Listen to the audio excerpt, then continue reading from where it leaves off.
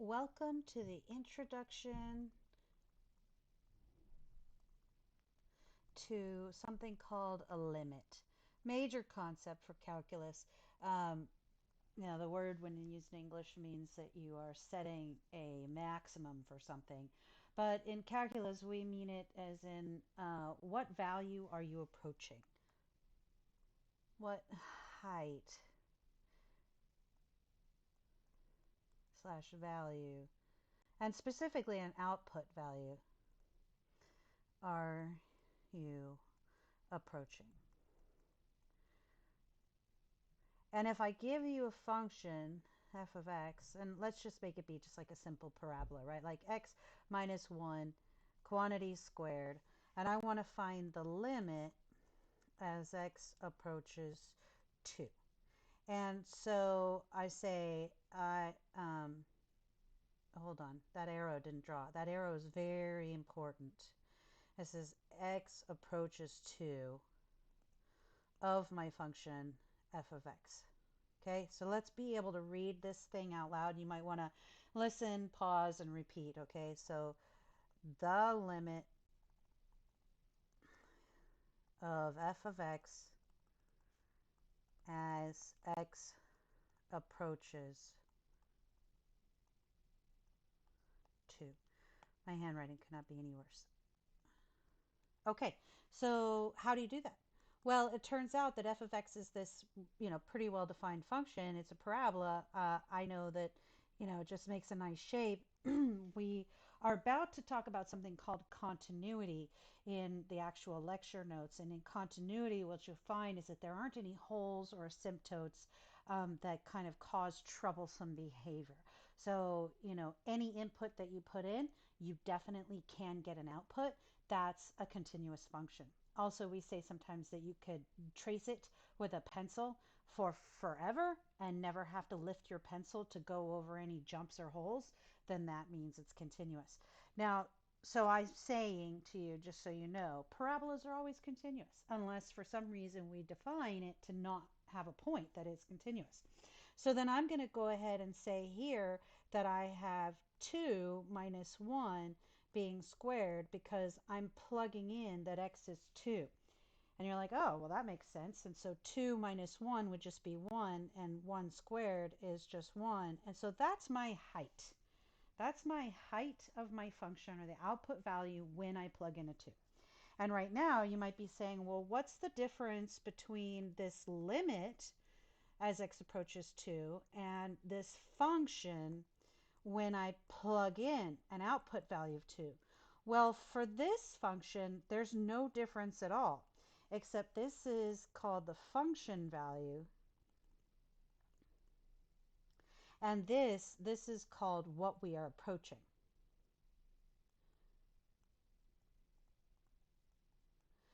And so I've always thought about the way to make this thing clear to you guys, and I'm coming up with this idea that a lot of students are not really comfortable with piecewise functions. And so I'm going to make a new function. I'm going to call it g of x, and I'm going to tell you that in this function, I have my well-defined, very happy parabola, and then I also have this thing where I'm going to say that something else is going on at a different point. So my happy parabola, I say when x is not equal to 2, that everywhere that x is equal to something else, then that function behaves, it exists, and I know what's going on there. But exactly at 2, well, what's happening? I don't know. The height's defined to be something else. And so I want to take a moment and graph this. And so here it is, my beautiful function, where I have a a right shift of 1, and there's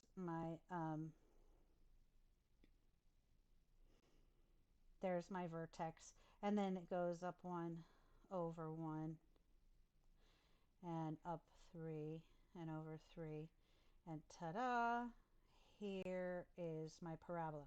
And did you notice that I took the time with this parabola to give you that open hole? I did that on purpose because remember that my function at 2 has a new value, a different value. And I'm going to find that value. I'm going to rewrite this in purple. It has a value of 5. So this is 1, this is 2, this is 3, this is 4, this is 5.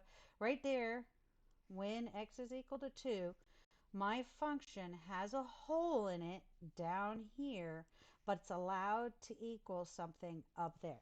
And you're like, well, what would cause that? And I've always had this idea in my head. I think about an economic example actually, where there's like a sweet spot for prices, and it's a mystical thing. And I've heard marketing, people who are in marketing talk about that sweet spot. They're like, somebody tried to hit me up earlier this evening to give them money, and they're like, oh, could you just donate $3 for our nonprofit site because we're doing good work? And I was thinking about that sweet spot and going, you know what? It's funny because if you'd asked me for 2, I probably would have given it to you. But you've asked me for 3, and so that's just a little bit more than I'm willing to do. It's also funny because if they'd asked me for $1, I wouldn't have done it because I thought, well, $1, well, what difference am I really making here? So you see how there's like a sweet spot. People have feelings, very strong feelings about money. And in my scenario, this curve is like a price curve where the demand for that object is going up everywhere except for basically right here. That's the minimum. Like I basically am not going to pay anything for that object at all, or nobody wants to buy that object for that price. But over here, if you have this dollar price, well then you'll get crazy sales. Crazy sales. It's just the perfect price. And that's the kind of thing that creates that. And then also I'm trying to get you to understand that this whole has been defined again for a particular reason. And we don't know necessarily when we're dealing with real math what that reason is. So I will say that g of 2 then, if I try to evaluate this function at 2, I'm not going to use this top one. No, no, no, no. I'm going to actually write the word no, just to remind you. No, we don't evaluate it up here because I want to know what happens at 2. And at 2, there's only one value you can get, and that value is 5.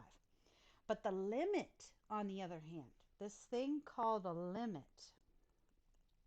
as x approaches 2 of my function g of x, that does exist. And ready?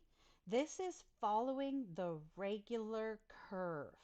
This is what value am I getting close to in height when I get close to 2 on the x-axis. So that value is technically a 1. And let's think about it like this.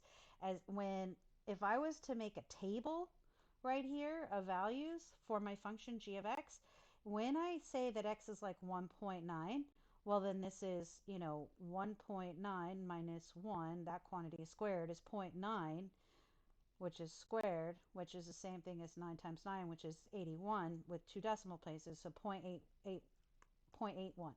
So that was easy. It's very close to 1, isn't it? And if I do 1.99, ready?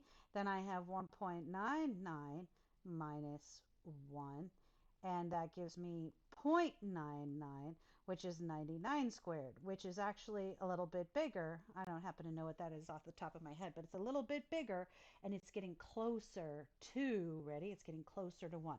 So maybe it's zero point 0.9 something. I could find it real quick.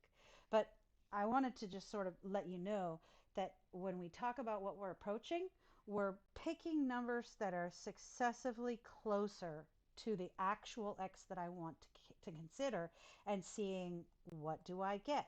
And I'll find I'm getting closer and closer to 1. And you're like, well, but that's not fair because I actually plug in the 2 and I find out that I get a different value. Okay, well, yeah, I'm saying that this function is not well behaved. It does not have the ability, you can't just trace it without worrying about picking up my pencil. Ready? I'm starting over here, I'm going over there, I'm going down here, I'm going up here, and then I've got to jump past that hole or this point, the single point, and then I'm going to keep happily traveling on along my way. And that means that it's not continuous. So in calculus, when we do a limit, we're trying to see what we're approaching.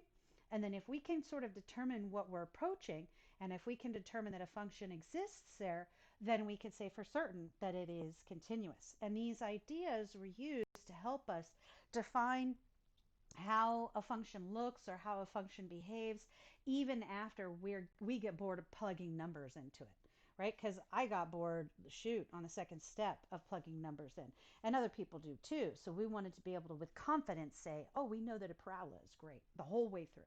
Okay, so that's the basics of it. And by the way, some kids, they really like to just see you do like about 10 of these. So it's like x approaches, how about a negative number like -3 of something simple like 2x plus 5. And you say, oh, that's easy. That's a line. I know what lines look like. I know that they're well behaved. I know that they don't have holes in them.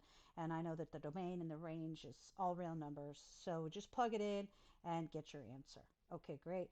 What about something else, like say x approaches 4 of 1 over x, and I say, yep, I know that 1 over x is a funky looking equation, and I know that it has a vertical asymptote and a horizontal asymptote, and hopefully you're starting to get them memorized too. The shape of that graph is like this and like that, and so I know that if I plug in a 0 at the bottom, that's how I get that asymptote. I also know that as I plug in really big numbers for x, that my values get closer and closer to 0. And so I'm just not worried about my height, though, when I plug in 4, right? When I plug in 4, I'm over here, and I'm basically at a height of 1/4, you know? So I'm not worried about it. I can do that. So the only place that I am worried about it is when I'm right there at that asymptote, right here at x equals 0. And in that case, I'd say, well, I'm not coming to any number. Like over here, I'm getting close to like really big positive numbers. And over here, I'm getting really close to negative numbers that are also very big. So, you know, on the right side, I say this is coming from the right. I would say that I'm getting close to positive infinity. And that coming from the left, I would say that I'm getting close to something that is getting close to negative infinity. And so that limit, it doesn't exist. So let's write it down. At 0, the limit as x approaches 0 of 1 over x is going to say, we're going to say this. Ready? We're going to say that we looked at the limit as we approached 0 from the right. Okay? And so the plus sign means from the right. And then I am going to say that we looked at the limit as we approached 0 from the left.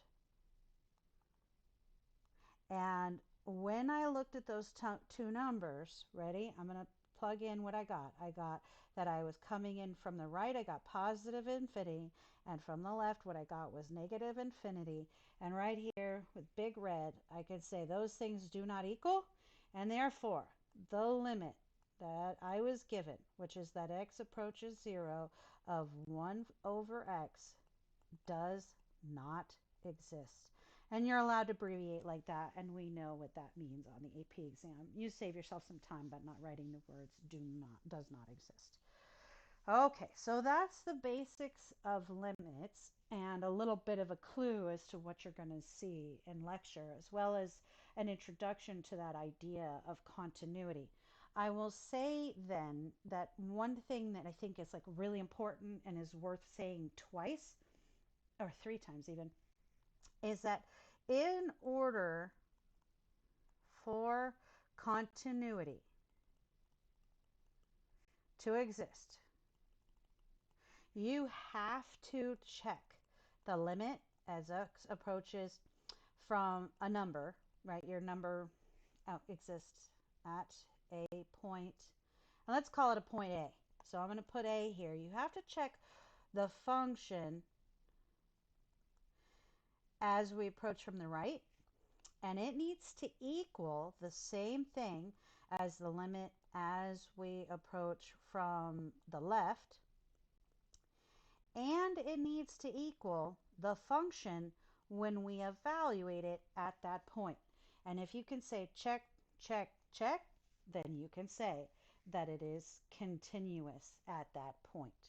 Okay? And so I just wanted to say that one more time because it's a thing that pops up in the AP exams, particularly in multiple choice questions, and you'll be seeing that in the next unit test.